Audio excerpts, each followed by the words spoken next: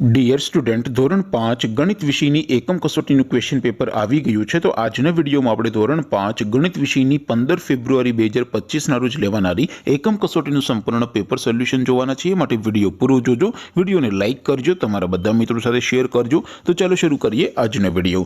દોસ્તો, ધોરણ 5 ગણિત વિષયની 15/2/2025ના રોજ લેવાનારી એકમ કસોટીનું સંપૂર્ણ પેપર સોલ્યુશન પીડીએફ ફોર્મેટમાં ડાઉનલોડ કરવા માટેની લિંક આ વિડીયોના ડિસ્ક્રિપ્શનમાં આપેલી છે। તેના પર ક્લિક કરીને તમે ક્વેશ્ચન પેપરની અને તેના સંપૂર્ણ પેપર સોલ્યુશનની એમ બંને પીડીએફને સૌથી પહેલાં ડાઉનલોડ કરી શકો છો।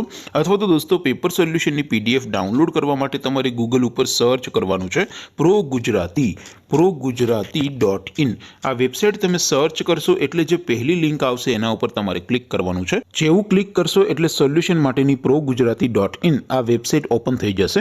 વેબસાઇટ ઓપન થયા પછી તમે સ્ક્રોલ કરીને થોડાક નીચે જશો તો ત્યાં તમને એકમ કસોટી પેપર સોલ્યુશન 2025 નું એક બોક્સ જોવા મળશે।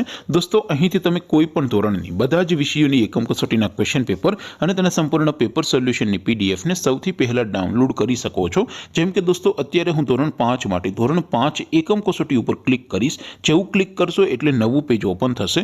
નવું પેજ ઓપન થાય એમાં તમે સ્ક્રોલ કરીને થોડાક નીચે જશો તો ત્યાં તમને ધોરણ 5 પેપર સોલ્યુશન 2025 નું એક બોક્સ જોવા મળશે।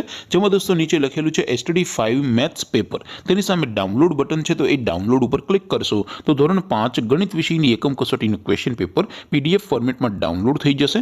તેની નીચે લખેલું છે STD5 મેથ્સ સોલ્યુશન। તેની સામે પણ ડાઉનલોડ બટન છે, તો એ ડાઉનલોડ ઉપર ક્લિક કરશો તો ધોરણ 5 ગણિત વિષયની એકમ કસોટીનું સંપૂર્ણ પેપર સોલ્યુશન પીડીએફ ફોર્મેટમાં ડાઉનલોડ થઈ જશે। તો દોસ્તો, આવી રીતે તમે ધોરણ 5ના બધા વિષયોની એકમ કસોટીના ક્વેશ્ચન પેપર અને તેના સંપૂર્ણ પેપર સોલ્યુશનની પીડીએફને ProGujarati.in આ વેબસાઇટ પરથી ડાઉનલોડ કરી શકો છો।